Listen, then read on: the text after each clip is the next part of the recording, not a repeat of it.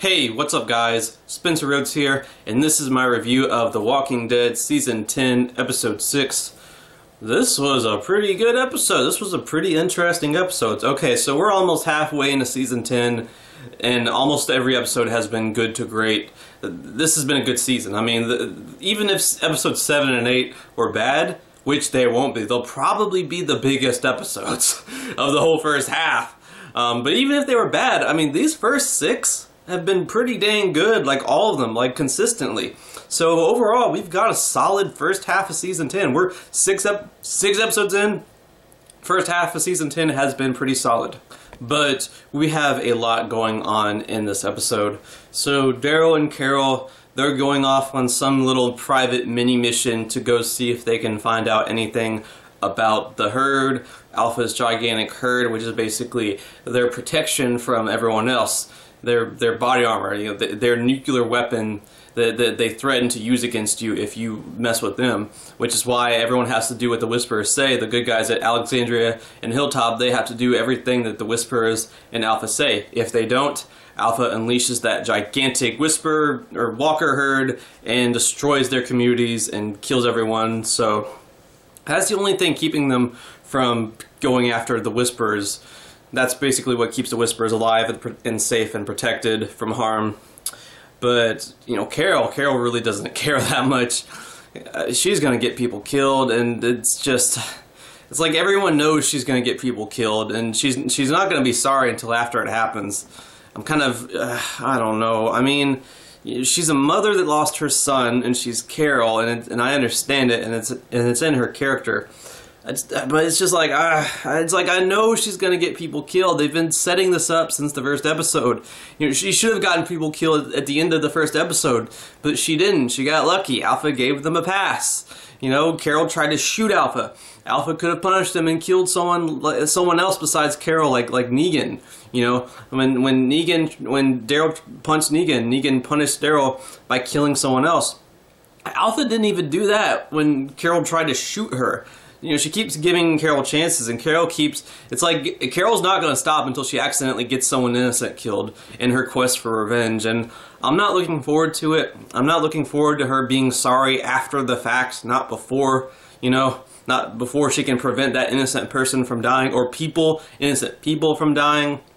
But I don't hate her. I'm just not looking forward to her getting innocent people killed, and she's like, oh, what have I done? Innocent people died. Why did I want revenge so much? Like, well, yeah, everyone keeps telling you that, and you keep getting second chances, Carol. I don't hate her. I understand. She's a mother that lost her son. It's just, it's not fun for the innocent people, you know, you gotta admit that part.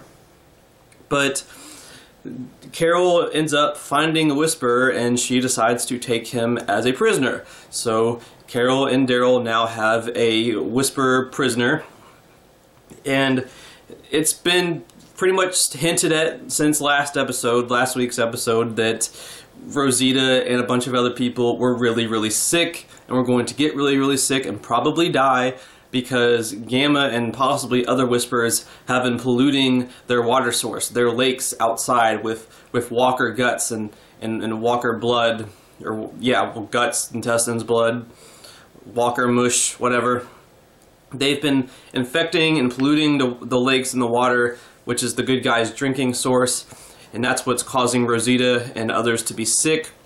I saw that coming. I made a couple of theory videos about it. And, I mean, it hasn't been 100% confirmed that that's what it is, but that's gotta be what it is. It has to be the polluting the water. Like, Alpha has this plan of, you know, we're gonna kill them, but we're not going to fight them head on. We're going to cripple them. We're gonna do this little thing, and this little thing, and this little thing. And it'll all add up and kill them, and we won't even have to lose our own people in some big battle. That's Alpha's strategy, which, to be fair, is pretty brilliant. But yeah, I mean, it sucks that one of my favorite characters, Rosita, might be dying next episode or the episode after. I don't know how I feel about this whole sickness story arc. It's just a little too much like the prison story arc when everyone was getting sick back in Season 4. It just kind of seems like that 2.0. Like, it's almost the same thing. And I don't know, maybe Rosita can pull through this. Maybe everyone dies but her, and it's just a bunch of background characters that die. And she's like the Glenn from season 4, where she's dying and dying and dying, and just at the last second, they find something to make her better and keep her alive. Or she dies, I don't know. I kind of feel like killing Rosita with a sickness is kind of lame. Especially just a little bit after her surviving her comic death. Like, I kind of wish that they really haven't done much with Rosita. And at least with Ezekiel, I feel like they've given him character development and a story arc. But with Rosita, so far, her surviving her comic death hasn't really been all that worth it. You know, trading Tara for her, which it kind of seems like that's what they did. Like, they literally misled us into thinking it was Rosita, and then it was Tara instead. So it's like, you do that, and then you're just gonna make Rosita sick, and then kill her? She doesn't get any more character development? Why did she survive her comic death? You know? Right now, Rosita kind of seems like Abraham, like she survives her comic death for not much of a reason, just to die a little bit later, like she hasn't actually gotten more of a story arc. But maybe I should reserve judgment. She's not dead yet, and she's been sick for a couple of episodes, and she's not out of the game yet. We'll see how she's doing next episode, I guess. But yeah, and Sadiq is still having PTSD, and a lot of people are theorizing that he had something to do with the Heads on Spikes. He actually played a part in the Heads on Spikes. Maybe he actually killed some of those people himself. I don't know.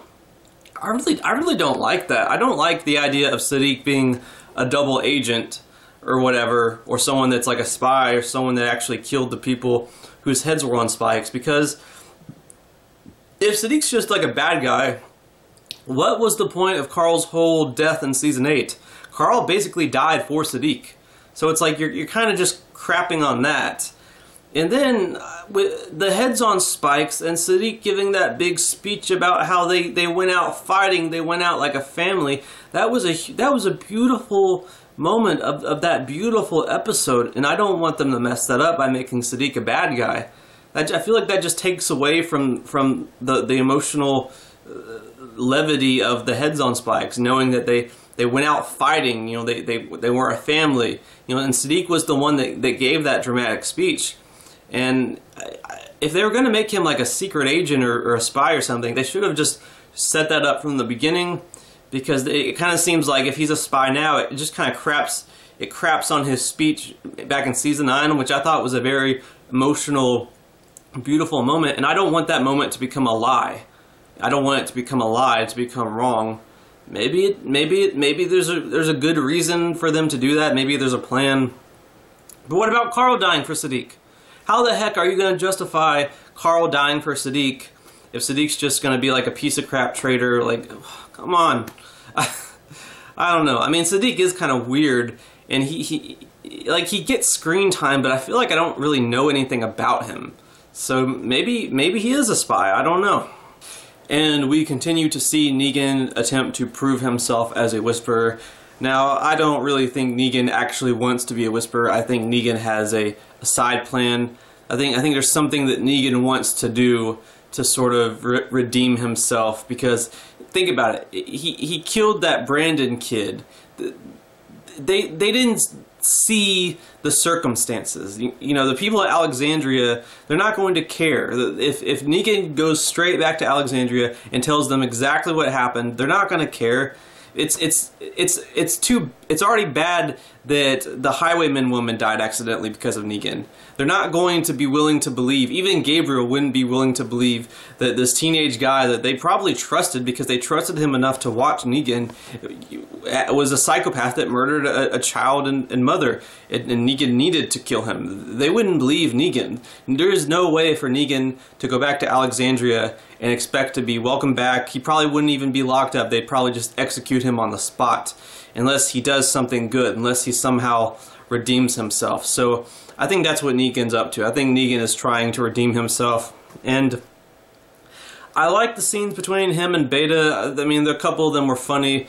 They weren't too funny. I think Beta's actor Ryan Hurst said that this would be like a funny episode, and I don't know. It wasn't really a funny episode. They had like a couple of funny moments, and the music montage was pretty good. I like that. Beta putting the knives against Negan's neck, and that was a good little scene between them. But they already showed that as a sneak peek.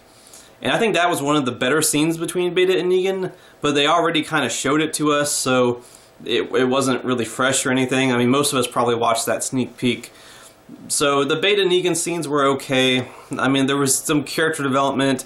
So yeah, I mean, you know, it's kind of give or take. I'm glad that it wasn't all funny and jokey, but I kind of expected it to be a little more funny, but I don't think that the Beta Negan dynamic is done, so we'll probably be getting more of Beta and Negan, maybe even through the season into season 11.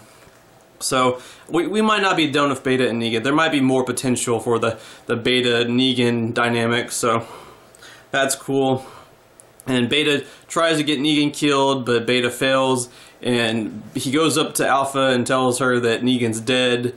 Because Alpha's been wanting Negan to try to prove himself. She wanted him to be tested as a Whisperer, and Beta kept just trying to prove that he was going to fail, and he tried to get him killed. But at the end of the episode, Negan gets through all of it, and he pledges his allegiance to Alpha, and Alpha shushes him. And it's kind of a cool, creepy scene. In the comics, there seems to be kind of a sort of a strange little thing going on between Alpha and Negan. Negan kind of flirts with her and calls her beautiful and hot. And in this episode, he kind of does the same thing. I mean, she's not really nice to look at, though. I like the actress, but I mean, Alpha actually seemed hot in the comics. Like they made her pretty in the comics, but not on the show. So I mean, heck, you know, whatever. Negan likes her, Negan likes her, but I think that's possibly a part of his acting. He's trying to get Alpha to like him. Also, we have Eugene on the radio, and he makes contact with a woman, and they talk for a little bit. And this is a part that's straight out of the comics. I didn't even think it would be something that they would completely get from the comics, but they got the main thing from the comics. Eugene is talking to a woman, and they agree to they don't tell anyone else, but they're just going to keep talking to each other every day. That is straight out of the comics. So in the comics, she is a person from a gigantic community called the Commonwealth. So that might be the Commonwealth. It could be a different community. It could be a community with a different name that's basically the Commonwealth, but it's a different name. Maybe they remixed it a little bit. I don't know. If it is the Commonwealth, sooner or later, they're going to have to remix parts of the Commonwealth, unless they just want to end the show in like season 11, because the Commonwealth's kind of like the end of the story for the comics. So hopefully the show will go past the comics, and if we do get the Commonwealth, we'll get more of the Commonwealth. Also, holy crap, Dante is just the weirdest, creepiest character that has ever been on the show. He's just, there's something wrong with him. Like, he thinks he's funny, and he's not funny. He keeps saying things, and they just fall flat. And he doesn't seem like he's a very good doctor, and he just seems weird. In the first episode, I really wasn't sure what to think, because I felt like it was just that first scene with Dante was just like badly written or something, because he was so weird and just weird. And I thought, was that just bad writing? Why did they make Dante so weird? That was actually one of my criticisms of the first episode, was I thought they made Dante weird, and I thought Dante was going to be a character that wasn't weird, because he's not weird in the comics. In the comics, he's a funny guy that's actually kind of funny, and he really only flirts with one woman that's like his age and is single, and he's not weird about it. He's just persistent, and he keeps flirting with her. And I mean, it's Maggie, obviously, but you know, he flirts with Maggie and he gets with Maggie. But in the show, in this season, in the first episode, he just seems so weird, and I was like, why are they making Dante weird? What's going on? Is it bad writing? So that was actually one of my criticisms for the first episode, but I want to take back that criticism because I didn't know they were doing it on purpose. They are making Dante creepy on purpose, so it's like, okay, I don't want to criticize them if they're doing it on purpose. If he's supposed to be a weird character, I'm not against a weird character. I'm against a character that's not supposed to be weird, but is weird. But if he's supposed to be weird, it's like, I'm not going to hate Game of Thrones because Joffrey was a screwed up villain. He's supposed to be a screwed up villain. That's his role in the story. So I kind of want to take back my criticism, that one criticism of episode 1 where I was saying that I really didn't like the Dante scene, because I did not know that they would make him weird on purpose. So, yeah. But, yeah, that's pretty much my review. Like, holy crap, this was a jam-packed episode. I hope I covered most points. This was a crazy, crazy episode. I'm really excited for episode 7 and episode 8. Overall, I have been really happy with season 10 of The Walking Dead. And hey, I mean, Rosita and Ezekiel might be dying, but they weren't like Abraham. You know, they actually survived a little bit past their comic death. So that's good. And overall, I'm really liking season 10 so far, and I'm really liking what they're doing with a lot of the characters. I feel like things are just about to just get out of control and blow up and go crazy, and we could be getting the Whisper of War very, very soon. Not in this first half of the season, it's too late for it to start, but in the back half of the season, it's a very big possibility. We could be getting it in episode 9, episode 10, very soon. I know we have to wait an extra 2 months, but we could still be getting the Whisper of War very soon into the back half of season 10. So I've been loving season 10 so far, and I can't wait for the rest of season 10, because overall, this has been a really, really good season so far, and Angela King is killing it. Hopefully Angela King stays for season 11, 12, 13, 20, 30, because she's doing a good job. The Walking Dead has officially been good for a whole season and a half, as opposed to like the whole 2 years where it wasn't good back in season 7 and 8. So it's good that the Walking Dead we all know and love is actually coming back. We might not have Rick, we might not have Maggie, we might be losing Michonne soon, but at least The Walking Dead is actually good again, so that's great. But yeah, that's my review of the episode. Really good episode. I really enjoyed it. And just let me know what you guys think in the comments below. Did you enjoy the episode? Did you love it, hate it? What do you think is going to happen next episode? What are your theories? Just let me know what you guys think in the comments below. And don't be shy. Hit that like and subscribe. I'm not going anywhere. I make 1 to 2 Walking Dead videos per day, so please hit that subscribe button. Right now I am at 645 subscribers. My goal is to try to get to 700 in the next few months. So just remember, every subscriber counts, every bit of support matters and is very, very appreciated. Hopefully we can get to that goal of 700. We are just 55 away from that 700 subscriber goal. 55 more subscribers and we will be at that big 700 number. Can't wait for that one. But yeah, with all that said, I am Spencer Rhodes and I will see you guys later. Bye.